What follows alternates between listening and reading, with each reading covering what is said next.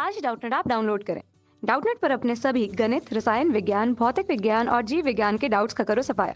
बस प्रश्न की फोटो खींचो, एक ही प्रश्न को क्रॉप करो और तुरंत वीडियो सोल्यूशन पाओ। अभी डाउनलोड करें। हेलो एवरीवन, यहाँ पे हमें क्वेश्चन दिया गया है, जल प्रदूषण से आप क्या समझते हैं? जल प्रदूषण के कारणों तथा मानव स्वास्थ्य पर इसके प्रभाव की विवेचना कीजिए। जल प्रदूषण नियंत्रण के उपायों का उल्लेख कीजिए। तो यहाँ पर जो जल है या जल प्रदूषण, जल भी पर्यावरण का अभिन्न अंग है।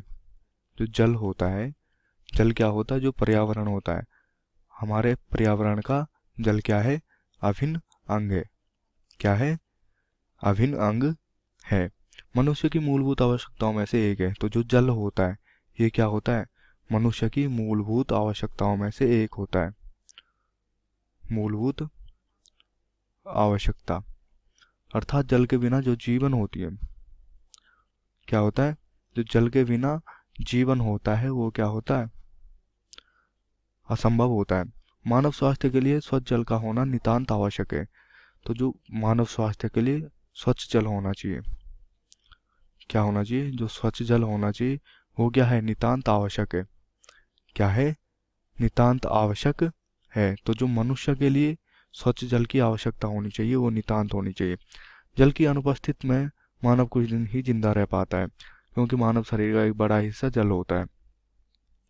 तो जल की उपस्थिति में क्या होता है? अनुपस्थिति में मानव कुछ दिन ही जिंदा रह पाता है, क्योंकि ये क्या होता है? जल मानव शरीर का एक बड़ा हिस्सा होता है। तो जो जल है ये मानव शरीर का ही नहीं, मतलब जो विशेषकर जीव होते हैं, क्या होते हैं?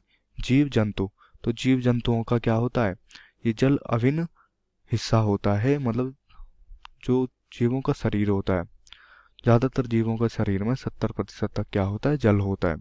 तो बिना जल के क्या हो सकता है? प्राणी अपना जीवन यापन नहीं कर सकता।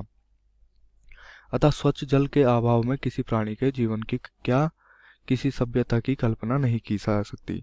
तो स्वच्छ जल के बिना किसी प्राणी की क्या जो सभ्यता होती है, किसी सभ्यता की भी क्या नहीं की जा सकती? यहाँ पे कल्पना नहीं की जा सकती। क्या नहीं की जा सकती? कल्पना भी नहीं की जा सकती। यह सब आज मानव को मालूम होते हुए भी जल को बिना सोचे सब बेचारे हमारे जल स्रोतों में ऐसे पदार्थ मिला रहे हैं जिसके मिलने से जल प्रदूषित हो रहा है। तो यहाँ क्या हो रहा है? जो जल है, जल में मनुष्य को पता भी है कि ये चीज जल को क्या कर देती है? प्रदूषित कर देती है। फिर भी ऐसे कुछ विषैले पदार्थ या ऐसे कुछ प्रदूषक मिला रहे हैं जिससे हमारा जल क्या हो रहा है? प्रदूषण हो रहा है, या जल क्या हो, पीने योग्य नहीं रह पा रहा है। जल हमें नदी, तालाब, कुएं, झील आदि से प्राप्त हो रहा है। तो जल जल होता है वो क्या होता है? नदी, कुएं एवं झील आदि से क्या होता है? प्राप्त होते हैं।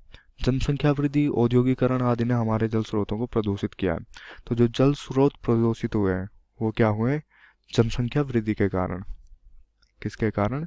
जो जनसंख्या में वृद्धि हुई है, जनसंख्या वृद्धि।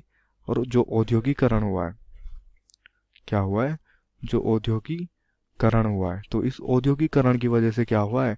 हमारा जो जल है, जल स्रोतों को प्रदूषित किया है। तो जो जल स्रोत हुए हैं, ये जल स्रोत प्रदूषित इन कारणों से हुए हैं, जिसका ज्वलंत प्रमाण है कि हमारी पवित्र पावन गंगा नदी, जिसका जल कई वर्षों तक रखने पर भी स्वच्छ व निर्मल रहता था, लेकिन आज यही पावन नदी गंगा क्या क्या हो जाती है? प्रदूषित हो रही है। तो ये जो हमारी पावन नदी गंगा है, इसका जल भी आज क्या हो चुका है? प्रदूषित हो चुका है। क्या हो चुका है? प्रदूषित। क्योंकि क्या है? लोग प्रतिदिन प्रदूषक को मिलाते जा रहे हैं। किसमें? नदियों में। जिससे क्या है? जो नदियों का जल है एवं जो जल के स्रोत हैं, जल के स्रोत प्रतिदिन क्या होते जा रहे हैं? प्रदूषित होते जा रहे हैं। यदि हमें मानव सभ्यता को जल प्रदूषण के खतरों से बचाना है तो इस प्राकृतिक संसाधन को प्रदूषित होने से रोकना होगा। क्या करना होगा? यदि हमें मानव सभ्यता को जल प्रदूषण के खतरों से बचाना है, तो जो जल प्रदूषण का खतरा मानव पर मंडरा रहा है, क्या हो रहा है? मानव के सिर पे मंडरा रहा है। तो इस प्राकृतिक संसाधन को प्रदूषित होने से रोकना होगा। तो जो ये प्राकृतिक संसाधन है, इस प्राकृतिक संसाधन को क्या करना पड़ेगा? हमें प्रदूषित होने से रोकना पड़ेगा, या इसमें क्या नहीं करना चाहिए? हमें प्रदूषण नहीं करना चाहिए। ये क्या है? नितांत आवश्यक है। वरना जल प्रदूषण से होने वाले खतरे मानव सभ्यता के लिए खतरा बन जाएंगे। वरना क्या होगा, जो ये जल प्रदूषण से होने वाले खतरे होंगे, ये क्या होंगे, जो सभी जीवधारी होंगे, क्या होंगे, जो सभी जीवधारी, इन सभी जीवधारियों के लिए क्या बन जाएंगे, खतरा बन जाएंगे। क्या बन जाएंगे, यहाँ पर सभी जीवधारियों के लिए खतरा बन जाएंगे। अब हम बात करें जल प्रदूषण के कारणों की। तो जो कारण होते हैं यहाँ पे जल प्रदूषण के, क्या होते हैं, जो कारण है, कारण क्या है कि यहाँ पर औद्योगिकरण के परिणाम स्वरूप आज कारखानों की संख्या में वृद्धि हुई है। तो जो औद्योगिक क्रांति हुई, क्या हुई, औद्योगिक क्रांति, आधा से ज्यादा प्रदूषण क्या हुआ, औद्योगिक क्रांति के बाद हुआ। औद्योगिकरण के परिणाम स्वरूप आज कारखानों की संख्या में वृद्धि हुई। तो जो कारखाने हैं, क्या है, कारखाने, इनकी संख्या में क्या हुई, अनियमित वृद्धि हुई। क्या हुई, इनकी संख्या में वृद्धि हुई। लेकिन इन कारखानों को लगाने से पूर्व इनके अपशिष्ट पदार्थों को नदियों, नहरों, तालाबों आदि किसी अन्य स्रोतों में बहा दिया जाता है। लेकिन क्या होता है, जो इन कारखानों के अपशिष्ट पदार्थ होते हैं, क्या होते हैं, जो अपशिष्ट पदार्थ होते हैं, इन अपशिष्ट पदार्थों को क्या किया जाता है, नदियों, नालों, तालाबों या झरनों आदि में क्या किया जाता है, प्रवाहित किया जाता है या बहा दिया जाता है। क्या किया जाता है, बहा दिया जाता है, जिससे जल में रहने वाले जीव जंतुओं और पौधों पर तो बुरा प्रभाव पड़ता ही है, साथ ही साथ जल पीने योग्य नहीं रहता और प्रदूषित हो जाता है। जिससे क्या होता है, जो उस जल में जलीय जीव हों या कोई क्या हो, जल में रहने वाले जीव या पेड़ पौधे हों, उन पर तो दुष्प्रभाव पड़ता ही पड़ता है। लेकिन जो ये पानी होता है, ये क्या नहीं रह पाता, न पीने योग्य रह पाता है, और ये क्या हो जाता है, यहाँ पे दूषित हो जाता है। क्या हो जाता है, इन कारखानों के अपशिष्ट से क्या हो जाता है, जो जल होता है ये दूषित हो जाता है।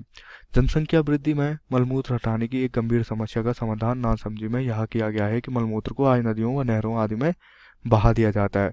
तो यहाँ पर जो दूसरा कारण है जल प्रदूषण का, ये क्या है कि जनसंख्या वृद्धि से मलमूत्र हटाने की एक गंभीर समस्या, जो मलमूत्र है, क्या है, जो ये मलमूत्र है, इसकी ये भी क्या है, एक गंभीर समस्या है।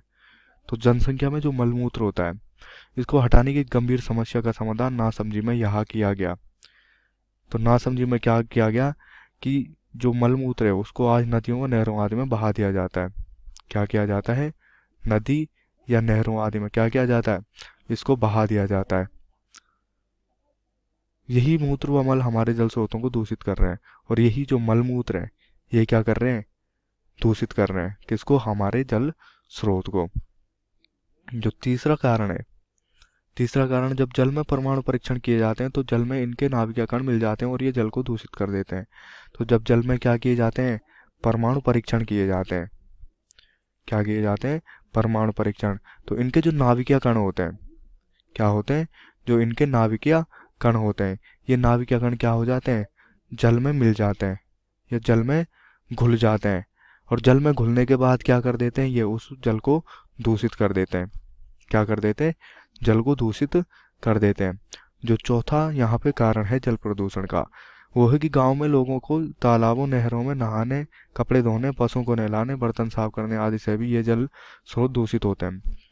तो क्या होते हैं, जो लोग तालाबों, नहरों में नहाने और कपड़े धोते हैं, मतलब जैसे कपड़े धोना नदियों, तालाबों में या नहरों में, या पशुओं को नहलाना, जो क्या किए जाते हैं, जो पशु नदी, तालाबों या नहरों में क्या किए जाते हैं, नहलाए जाते हैं, या क्या किए जाते हैं, बर्तन धुले जाते हैं नदियाँ या तालाबों के निकट।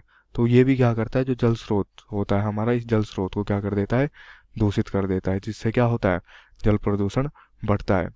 तो जब कपड़े धुले जाते हैं तो इसमें क्या होता है, जो डिटर्जेंट पाउडर होता है, ये पाउडर क्या कर देता है, जल को बहुत ही ज़्यादा दूषित कर देता है। जो यहाँ पर पांचवा कारण है जल प्रदूषण का, कुछ नगरों में जो कि नदी के किनारे बसे हुए हैं, वहाँ पर व्यक्ति मरने के बाद उसका सब पानी में बहा दिया जाता है। तो जो सबका प्रवाह किया जाता है, वो क्या किया जाता है, नदियों में किया जाता है। इस सब के सड़ने व गलने से पानी में जीवाणु की संख्या में वृद्धि होती है। तो ये सब जब क्या होता है, सड़ता या गलता है, तो यहाँ क्या होती है, जो जीवाणु में वृद्धि हो जाती है। उस जल में क्या होती है, जो जीवाणु उत्पन्न होते हैं उसके सड़ने और गलने से उनमें क्या हो जाती है, वृद्धि हो जाती है। तब क्या होता है, जल सड़ान देता है और जल प्रदूषित हो जाता है।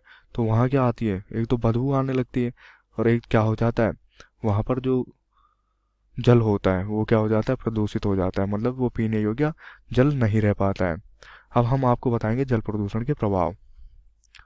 जो जल प्रदूषण के प्रभाव होते हैं, तो यहाँ पर जो जल प्रदूषण के प्रभाव होते हैं, पहला प्रभाव है कि समुद्रों में होने वाले परमाणु परीक्षण से जल में नाभिकीय कण मिलते हैं जो कि समुद्री जीवों व वनस्पतियों को नष्ट करते हैं। क्या करते हैं, जब समुद्रों में होने वाले परमाणु परीक्षण होते हैं,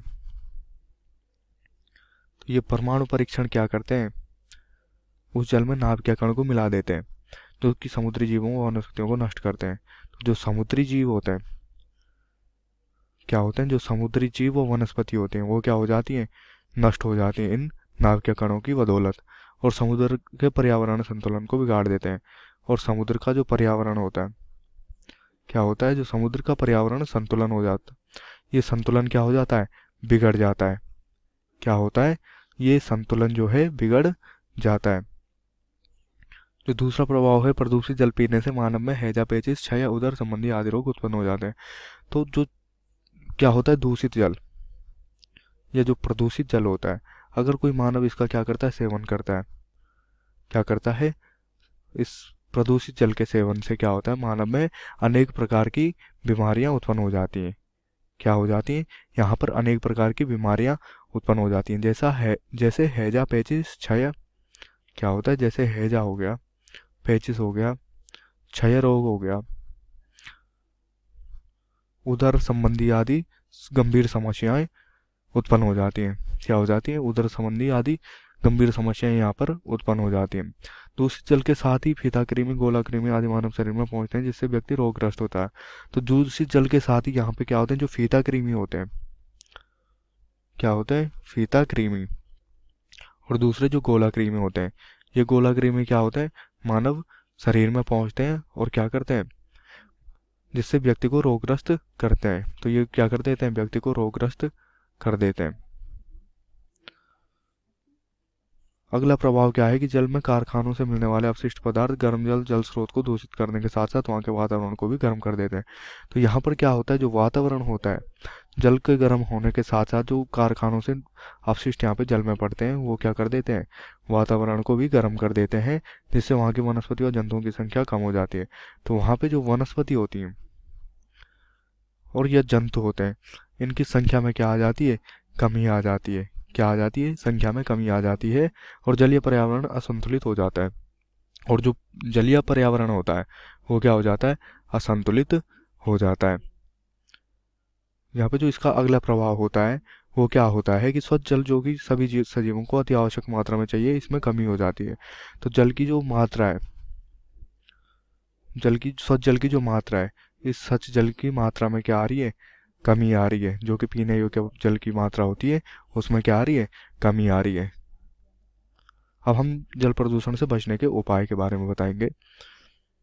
तो इसके लिए जो उपाय करने चाहिए, क्या करना चाहिए, उपाय। तो उपाय में क्या करना चाहिए कि कारखानों व औद्योगिक इकाइयों से निकलने वाले अपशिष्ट पदार्थों के निष्पादन की समुचित व्यवस्था के साथ साथ इन अपशिष्ट पदार्थों को निष्पादन से पूर्व दोष रहित किया जाना चाहिए। जो कारखानों से अपशिष्ट पदार्थ होता है उसको सबसे पहले क्या किया जाना चाहिए, दोष रहित कर दिया जाना चाहिए। क्या कर देना चाहिए, दोष रहित कर देना चाहिए। उसके बाद उसको क्या करना चाहिए, नदियों नालों में क्या प्रवाह करना चाहिए। नदी या अन्य किसी जल स्रोत में अपशिष्ट बहाना या डालना गैरकानूनी घोषित कर प्रभावी कानून कदम उठाने जाने चाहिए। तो जो नदियां हैं या नाले हैं उनमें उन जल स्रोत में अपशिष्ट बहाना या डालना, जो अपशिष्ट पदार्थ होते हैं, क्या होते हैं, अपशिष्ट पदार्थ, इन अपशिष्ट पदार्थों को नदियों में बहाना या डालना क्या कर देना चाहिए, गैरकानूनी कर देना चाहिए। क्या कर देना चाहिए, गैरकानूनी घोषित कर देना चाहिए तथा उसके ऊपर प्रभावी कानून कदम उठा जाने चाहिए।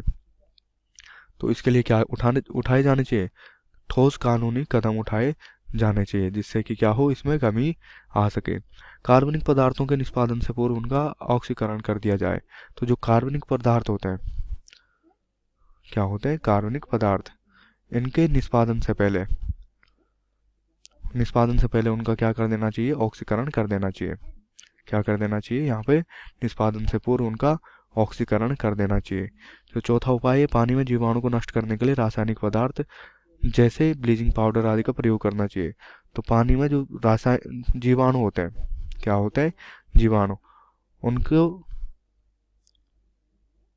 नष्ट करने के लिए क्या कर देना चाहिए, यहाँ पे रासायनिक पदार्थ का उपयोग कर देना चाहिए। जैसे जो ब्लीचिंग पाउडर होता है, ये ब्लीचिंग पाउडर क्या कर देता है, जीवाणु को नष्ट कर देता है। अंतर्राष्ट्रीय स्तर पर समुद्रों में किए जा रहे परमाणु परीक्षणों पर रोक लगा देनी चाहिए। तो अंतर्राष्ट्रीय स्तर पर जो भी जल में परीक्षण किए जा रहे हैं, तो इन जलों में परीक्षण पर क्या कर देनी चाहिए, रोक लगा देनी चाहिए। समाज व जनसाधारण में जल प्रदूषण के खतरे के प्रति चेतना उत्पन्न करनी चाहिए। तो जन समाज में चेतना उत्पन्न कर देनी चाहिए। क्या कर देनी चाहिए, जन समाज में चेतना उत्पन्न कर देनी चाहिए, ताकि क्या हो, जल प्रदूषण ना हो और जल को प्रदूषण से बचाया जा सके। कक्षा 6वीं से 12वीं से लेकर नीट, IIT, JEE वो एडवांस के लेवल तक 1 करोड़ से ज्यादा छात्रों का भरोसा। आज ही डाउनलोड करें डाउटनेट ऐप या व्हाट्सएप करें अपने सारे डाउट्स 8400 400 400 पर।